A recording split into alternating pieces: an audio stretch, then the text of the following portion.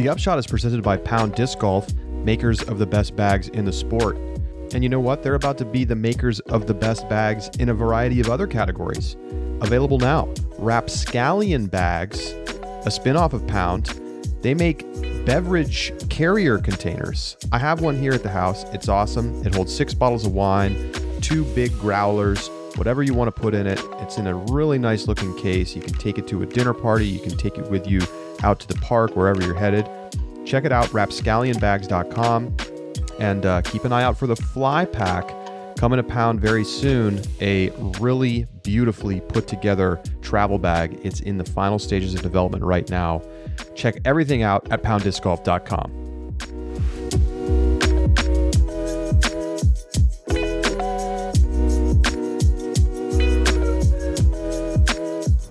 Welcome to the Upshot, Multi-World Disc Golf's podcast about the latest in the disc golf world. I'm publisher Charlie Eisenhood, and joining me, as always, is Josh Mansfield. And Josh, I hear you made a little foray into a winter tradition, putting league. How was it? I did. So I lived in Montana last year, and we didn't have a putting league around there, but came down. I knew they did it in my hometown, so I decided I was going to go give it a try. I expected so there's a guy who owns a furniture store who's really into disc golf. He houses an Infinite Discs location in a side room of this furniture store. So really big supporter of disc golf. I expected to have open rooms with a bunch of putting lanes and, we go putt. No.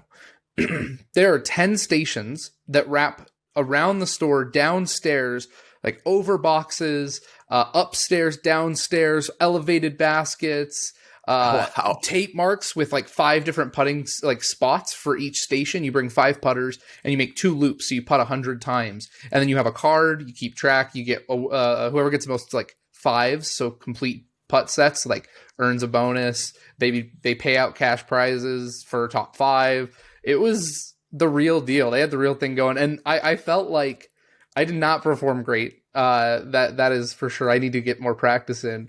But I feel already doing this weekly is going to keep the rust off for next season. So I can't recommend a putting league enough if there's one next to you. I don't know of one in New York. I mean, which sort of makes sense. Who would have space to do that in New York City? But even just in the general area, I'll have to look into it though. Maybe I can go to New Jersey and get some putts in. But that's awesome. Well, we've got an interesting show today. We got a little bit of news, and then we're going to talk a little about the Disc Golf Pro Tour Player of the Year announcements. So those came out over the last 2 days. And so first up, Macie Velediaz has re-signed 1 year with Dynamic Discs. Dynamic Discs posted on their Instagram and said that Macie, you can expect to see Macie at the majority of Elite Series events this upcoming year. Now, that's notable because Velediaz, formerly Walker, was only at 4, 5, 6, right? Yeah. Because if we count Throw Pink. And so, but when she showed up, she was a factor. Her first NT level Elite Series event this year was Jonesboro. She finished 4th. Then she was 3rd at DDO. Didn't fare as well at Ledgestone and Idlewild, but then was 3rd again at the Music City Open and finished inside the top 10 at 7th at the Throw Pink Women's Disc Golf Championship in Rock Hill. So great re-signing for Dynamic Discs. I thought really she was their best performing player, period, on the entire team in 2021. Playing only 6 events and performing that well is an amazing accomplishment, in my opinion. And I'm really excited to see. I hope that going on tour full time and the grind doesn't, diminish that performance at all. I would think that the practice and being able to compete more often would improve it. But if that's the case, she is going to be a contender week in and week out with the way she performed this season with such a limited series of events. So really exciting for Dynamic Discs, and really exciting for the fans that she got a contract big enough to go on tour. Yeah, and I think it's been a busy off season for Dynamic, and there's plenty of rumors about more to come. So keeping the players around who had a good season is sort of the foundation of a good off season for a company, and they've been making the right moves so far, and they've been making a lot of announcements. I think they've had a busier sort of announcement offseason than any of the other companies so far. So we'll keep an eye on what comes after that. So now, the Disc Golf Pro Tour Player of the Year Awards, which just to note how these are, how they're sort of decided. The tour points standings from the season are worth 25%. The tour championship finish is worth 25%. So pretty heavily weighted on how you do at that final tournament of the year. 25% goes to a fan vote and 25% goes to a media vote. I had a vote. I will happily tell you what my ballot was. But first, let's talk about who actually won. In MPO, I don't think this is much of a surprise. Ricky Wysocki wins in the what they're calling it the Ken Climo Player of the Year award. So shouting out a past great, and so Wysocki, who of course didn't fare as well at the Tour Championship as he might have liked, does come away with the win. And in FPO, in I think what has to be considered a little bit of an upset, Missy Gannon takes home the Elaine King Player of the Year award. And, of course, had that tremendous finish to the season, winning the Tour Championship, setting the single-season earnings record from cash prizes at tournaments, thanks, of course, in large part to the $30,000 paycheck that she got at the Tour Championship. So, Josh, your thoughts. Ricky and Missy as the DGPT announced Players of the Year. Like you said, Ricky, no surprise to me. The only blemish is that he didn't perform well at the majors and the Tour Championship, which obviously was a factor. But Ricky felt like he was the Player of the Year. It was one that and it lined up with the statistics, right? We talked about this in a previous show where we really broke down the numbers between Eagle and Paul and Ricky, and Ricky just, in most categories was pretty dominant. So, congratulations to Ricky, well earned. And it feels nice to see Ricky back in what feels like a more prime Ricky, because after Lyme disease, he definitely didn't look like himself. And so this was exciting to see this season. Less compelled by the Missy choice, I'm going to be honest. It's, the Pro Tour Championship obviously playing a big factor at the 25% mark and really giving Missy the boost. I have to think the fan vote probably went pretty significantly her way. Hard to know. We do know that she won the fan vote. The Pro Tour announced that. Okay, so she wins the fan vote, which I think is largely a result of recency bias. Winning the big tournaments at the end. The other thing I will add, and I want to discuss just a little bit, is the hype, and you mentioned it yourself, is the single season cash earnings winner. That was a number that was very heavily displayed as publicity for the Pro Tour, and because it's a good number. That's what they want to show for the FPO players, is how much money they earned in a single season, and that it's such a significant number. And you mentioned it as well, that it largely comes from the Pro Tour Championship. So I did a little bit of digging, because Paige would have set that number otherwise, if not for Missy, at $64,000. So she's about $3,000 behind. If you look at Paige's earnings, though, all 7 of her wins, including the Disc Golf Match Play Championship, which was a $10,000 prize, totaled $32,900. Relative to Missy's one Pro Tour win, Pro Tour Championship of $30,000, right? So it's something that I think resonated and really kind of affected the public psyche, seeing her, and may have given her a little bit of an inflation to a season that I don't feel like quite earned a Player of the Year. If you take out the Disc Golf Pro Tour Match Play Championship, it goes down to $22,900, right? That win is heavily inflated. It's heavily inflated for MPO. It's really inflated for FPO, though, where earnings are still 50%, if that, for a winner of what they are in MPO. And so I think that played a big role in the fan vote, probably swayed the media vote to an extent as well. I don't know. it's a weird pick for me.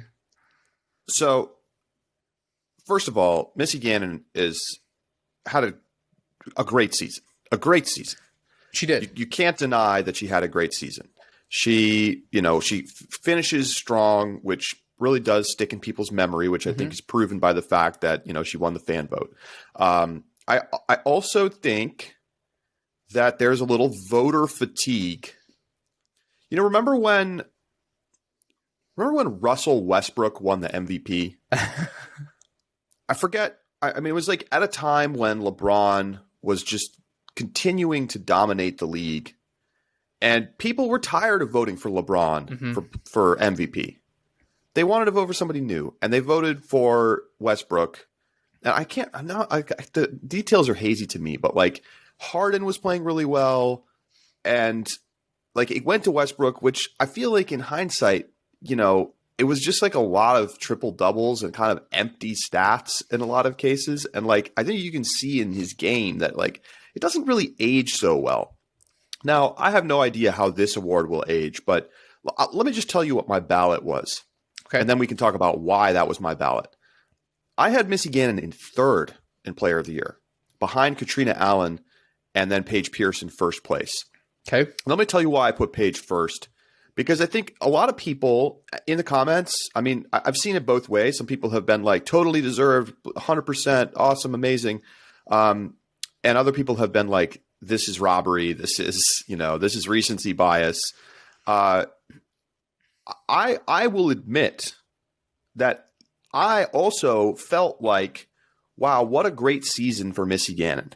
Like, it feels like she had because of the way she finished the season, it felt like she had this big year, and relative to her, she did have a big year. And, she did win 2 important tournaments. I mean, I thought it was funny the way the Pro Tour framed it in their post. They said she had the highest average finish at the year's biggest events, which they included Worlds and U.S. Women's, which are both majors, and then Throw Pink and the Tour Championship, which are not majors, but I mean, I think as we've discussed, this sort of feels like it. So highest average finish at those events. But if you actually just look at the majors, Paige won U.S. Women's and finished second at Worlds by 1 shot, basically. And, Missy wasn't really in the conversation for winning that event. So when you actually look at the numbers, though, when you actually just rationally, objectively look at the numbers, I don't think it's possible to really make the case that Missy should have beaten Paige. I think people were tired of voting for Paige. I think people magnify Paige's mistakes. I think people are a little tired of Paige because, I think she comes across as extremely confident to the point that some people feel that maybe she's arrogant. And, they don't like that attitude necessarily. But fundamentally, like, listen to the stats. At DGPT Elite Series events, Paige Pierce finished ahead of Missy Gannon at 11 of 12. 11 of 12. Now, that doesn't include the Tour Championship. Obviously, Missy beat Paige. Paige had that just absolute it wasn't the Tour Championship. Sorry. At Throw Pink, she had that just complete collapse round 3 where she was ahead by a large margin in the tournament and then just had her worst round of the year, like 880 or something, 870. Awful, like 20 strokes worse than Missy. And okay, so like had a horrible round, blew up, didn't play that good at the last 2 tournaments of the year. But again, 11 of 12 head-to-head wins at Elite Series events. 1 U.S. Women's, 1 A major, finished second at the World Championships, won 5 DGPT regular season events. Now, I'm not talking about NTs because this is the DGPT Player of the Year. Beat Missy literally heads up at the Match Play Championships. Finished first in the Disc Golf Pro Tour points. Folks, I know you're tired of picking Paige, but fundamentally, the facts are the facts. And Paige won like 6 events in a row in the middle of the season, okay? Missy hadn't even won an Elite Series event until she won Des Moines. She did not win an event until Des Moines. Paige won at the beginning, won in the middle, won at the end. Now, not at the very end. The ones that we remember the most, I'm not going to quibble too hard about this. Look, if 25% goes to the Tour Championship right away, that's going to be a feather in Missy's cap in the way that you do the determination. And the fan vote is the fan vote. But, I don't really know that I like a fan vote being a part of a decision about who wins Player of the Year. I get why they do it, but this is not the All-Stars, right? This is All-Star contest. Fans can vote all they want. But the fans every year pick horrible people to be on the All-Stars and snub people who deserve it. And I mean, I get it. It's entertainment. It's part of the game. It's just sports. But Player of the Year is a different story to me. And, I don't know how the media vote shook out. They didn't announce that. But it's just Paige Pierce was just objectively the better player in 2021. And I know because of where Paige is expected to finish, there is a sense that if she does not win, that she has failed, that she is falling off, that she is slipping. But that is not the case, right? The reason that the expectations are so high is because she is so good. But I think you still have to look at the actual fundamental facts of the situation and say, okay, wait a minute, 11 of 12. Well, we could say 11 of 13 if we want to include the Tour Championship, which I think is fair.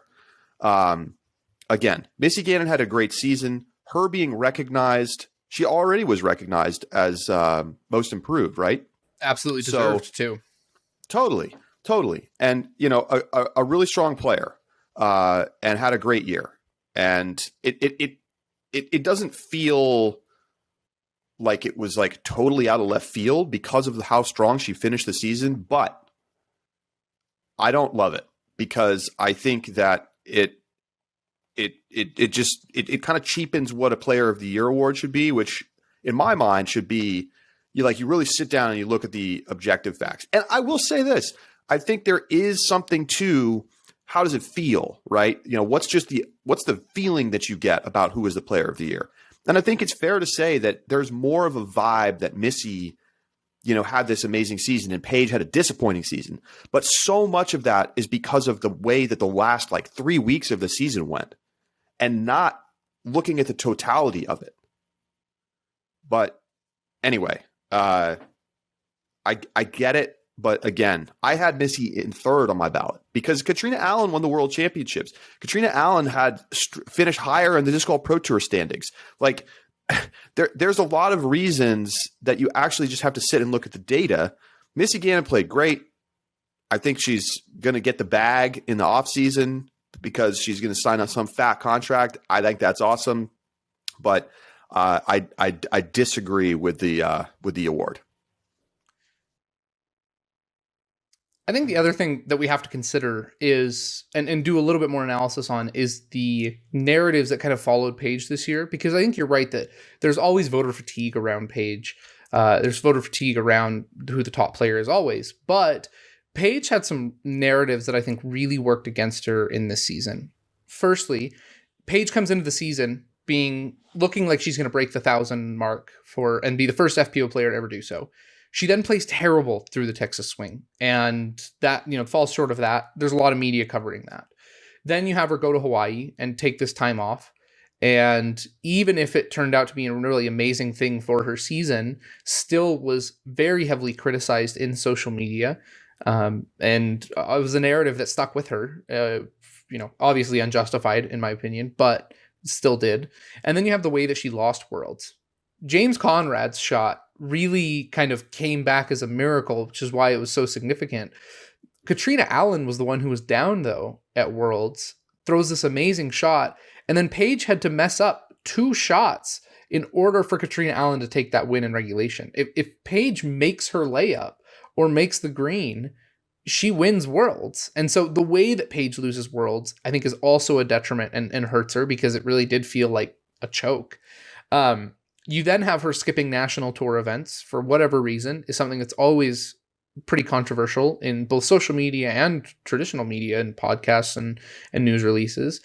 And then you have Paige, when Missy Gannon is getting hot, throwing away her lead with the worst round of her season by far.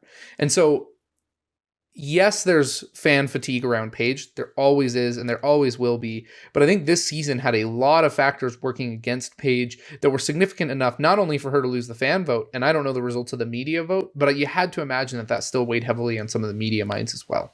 Yeah, so I think the narrative part of this matters. And when you look back at Paige's season, I think what you just described is exactly why people wanted to vote for Missy. Because when the expectations are at a certain level, there's only so much you can do besides fall short of them, right? Because for Paige Pierce, the expectation is that she will win every event. Now, that's obviously an unfair burden for a player. It's golf. You're not going to win every time. You're going to have a third round at Winthrop where you just hit every tree. And so that becomes the thing that people remember and think about from your season. It's the failure to win Worlds. It's not winning U.S. Women's.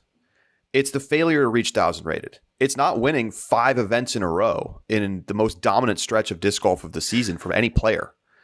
It's not, being clearly the objectively top performing player, whether you look at Pro Tour points or you look at head-to-heads or you look at major championships or whatever you want. There's few metrics where Paige Pierce isn't the obvious clear winner unless you look at the very little chunk at the end of the season. Now, obviously, those tournaments count. They mean a lot.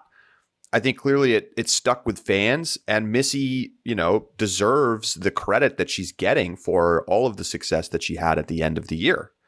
But I think if you were to swap Missy and Paige, and you said Missy beat Paige 11 out of 12, DGPT events during the regular season, and she won the match play championship, and she won 7 events, and but then she bombed at the last 2 tournaments of the year, and Paige won them, right? Just literally invert their seasons.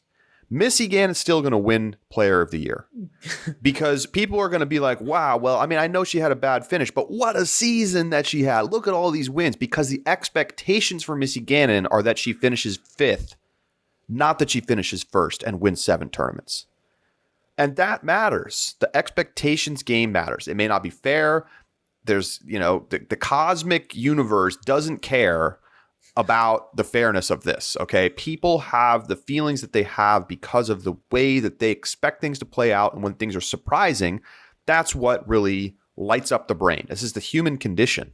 So to that extent, I think it is what it is, Missy Gannon was probably destined to win this award because of the narrative surrounding Paige's season.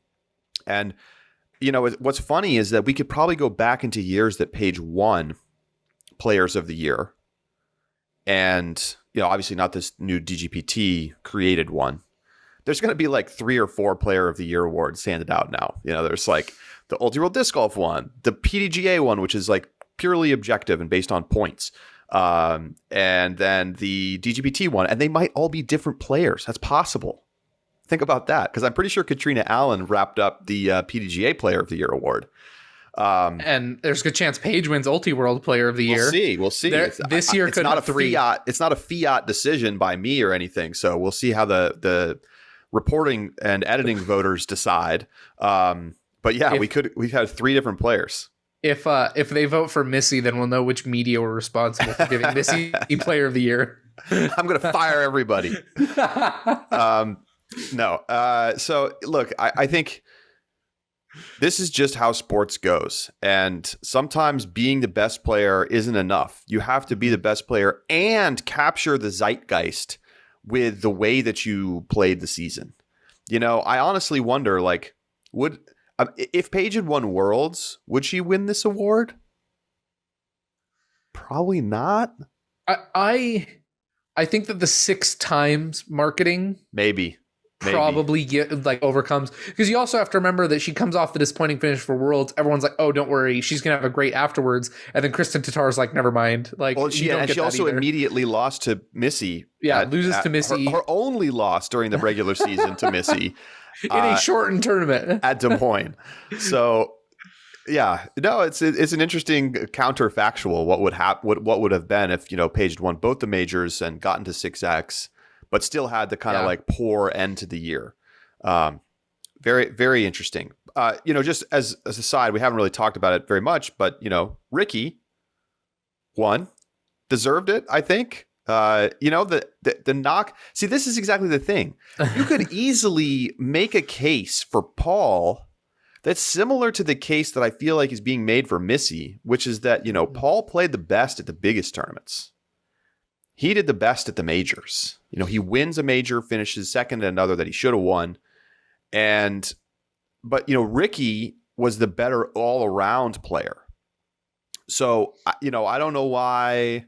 I mean, again, it just comes down to narrative stuff, right? Paul was seen as not playing to his best ability, which, compared to himself is probably true. Mm-hmm. And I think Ricky also on the objective factor wins, but he didn't play his best at the majors. And so you have to take that into consideration when you kind of think about these awards. Like it really wasn't that close. Like it was very clearly Ricky. And then Paul winning USDGC made it interesting. But I don't, at least for me, Ricky won on my ballot. Let me give you my full ballots. You want to hear them? Yeah, I do. Because you had to pick 5 players, so I'll give you my full ballots. Okay. Okay, I gotta find here it is. Okay, so MPO, I had Ricky, Paul, Eagle, Adam Hammes, Calvin Heimberg. That's the exact order. I was like, I'm gonna do my 5 in my head real quick and see how they match. That's my order for MPO. Yeah, with Kyle Klein like in the consideration department. Mm-hmm. So then in FPO, I had Paige, Katrina, Missy, Haley King, Sarah Hokum. Okay. And obviously I'm correct. So everyone can just say, that's right. That's how it should have been. Did Sarah Hokum win an Elite Series this year? I don't believe so. But the thing about Sarah Hokum, this is exactly the kind of situation, right? Like narrative stuff. Sarah Hokum was a beast this season. Oh, she was. No, without a beast. I was just trying to remember if she'd won anything. Nope, I don't think so. She had a lot of second and third place finishes. I mean, she had a really strong end of the year where from basically Ledgestone forward, she only missed the top 3 once. She was third at Ledgestone, third at Idlewild, second at Delaware, 7th at MVP, second at GMC, third at the Match Play Championship, second at Music City, third at the Throw Pink, and second at the DGPT Championship. And I mean, that's tough. And people are like, oh, Sarah Hokum, like, she was good once. No, Sarah Hokum is still a top 5 player in the world. Yeah. And very, very consistent. Excellent. Another excellent season. I mean, but the lack of wins is a knock. Yeah. But like, if you're not going to put Sarah Hokum in the 5 spot, who are you going to put? Kristen Tatar. Yeah, but that's a narrative pick. I mean, she didn't play enough to get that, and she didn't win Euros. If she'd won Euros, I could give it to you. But look, Charlie, if Missy gets to win Player of the Year on narratives, Kristen Tatar gets 5th on narratives. I can at least see the case for Missy if you want to kind of just ignore large stretches of the season, you can make the case for Missy. Yeah. That, she had this big outperformance. She won the biggest tournament. She won the most money. The DGPT's like biggest events criteria, highest average finish. I mean, I don't know. It's a little sneaky, but there's a case. Look, Charlie, I'm just ignoring large stretches of the season for Kristen Tatar as well. Everything. Let's just blinder ourselves to the 6-week period that she was in the United States. Worlds to preserve. That's it. She's got it. All right. Well, that is going to do it for this week's show. Thanks for tuning in. Next week, we're coming at you with our first roundtable episode of this winter time, and it's a great one. We're talking with retailers from across the spectrum: Infinite Discs, OTB, Skybreed Discs, Birdie Disc Golf, and it's an enlightening conversation. You don't want to miss this one. But we're talking business, we're talking growth of the sport, we're talking the experience of the supply chain challenges and inflation, and the challenges of just getting plastic to sell, and from companies from gigantic to relatively small. So I hope you tune in. And then we'll be back with a player sponsorship contract episode a week after that. If there's some kind of big breaking news, we'll probably pop in for an emergency pod. So otherwise, we'll see you in the roundtables. Have a very lovely holiday season, everybody. And we'll be back with our regularly scheduled shows to start the year in January. And we'll look forward to talking to you then. So from our families to yours, happy holidays from the Upshot, and we will see you next week.